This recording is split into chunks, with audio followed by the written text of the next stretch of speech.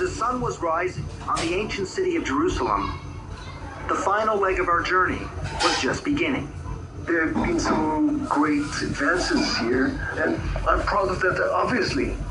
Dr. Boaz Lev is with Israel's Ministry of Health. Here, they have pioneered marijuana research. They were the first to isolate THC and CBD decades ago.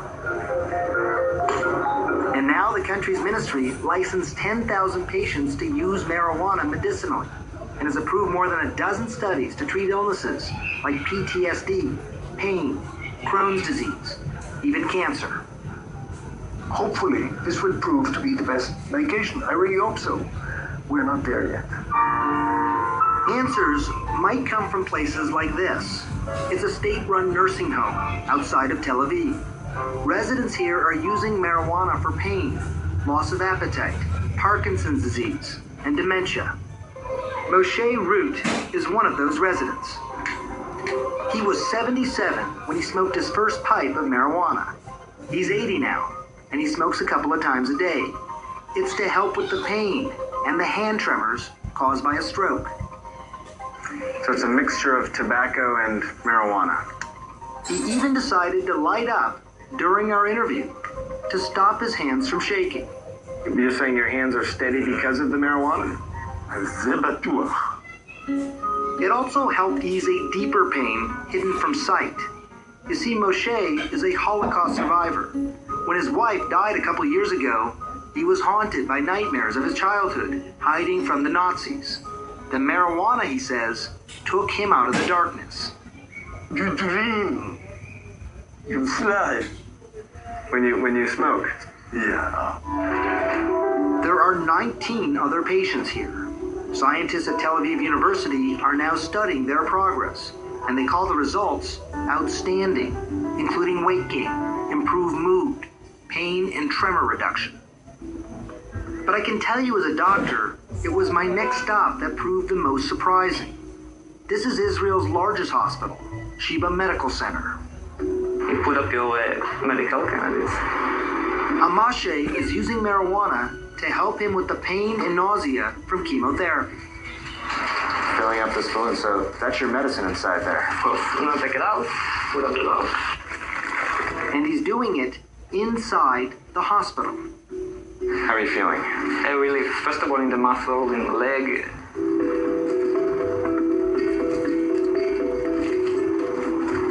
And you're not worried about any potential damage to your body? Not at all. The opposite, actually. I really believe I can be cancer-free for a long time if I continue, consuming cannabis. Yes, he said cancer-free. Very early studies on mice in Israel, Spain, and the United States are now showing the potential of marijuana to kill cancer cells.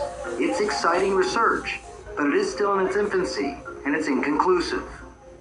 This program at Sheba is well established, and experts say a teaching tool for using marijuana in other hospitals. Do you think this could happen in the United States? I don't know that there's yet enough really concrete evidence of cannabis's benefit that's satisfactory, at least in that context. I think it's going to come. But it could be slow going. The FDA has been great at approving studies, but National Institute of Drug Abuse has been really stonewalling and blocking any studies looking at therapeutic effects of cannabis because that's not their mandate. Their mandate is to look at the harms of drug use. It's very easy to blame an organization. Dr. Nora Volkov, who is the director of NIDA, says they are not standing in the way. She claims they are not the only government institute that approves marijuana research.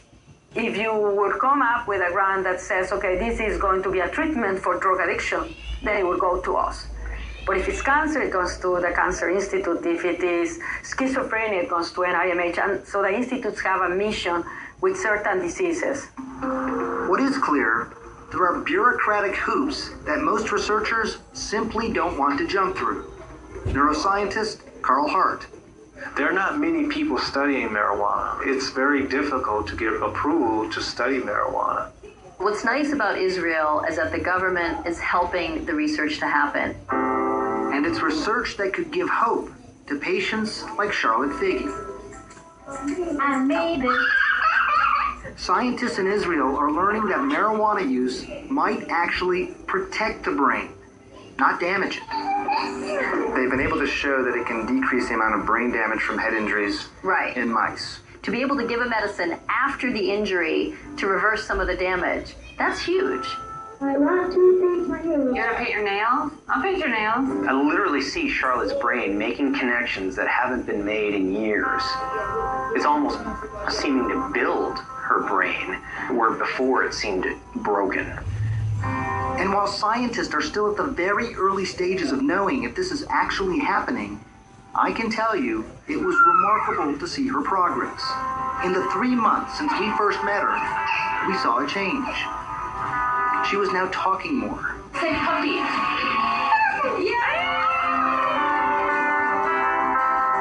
She's horseback riding. Good girl. She even rides a bike on her own. And the special strain made for Charlotte is now named for her. It's Charlotte's Web.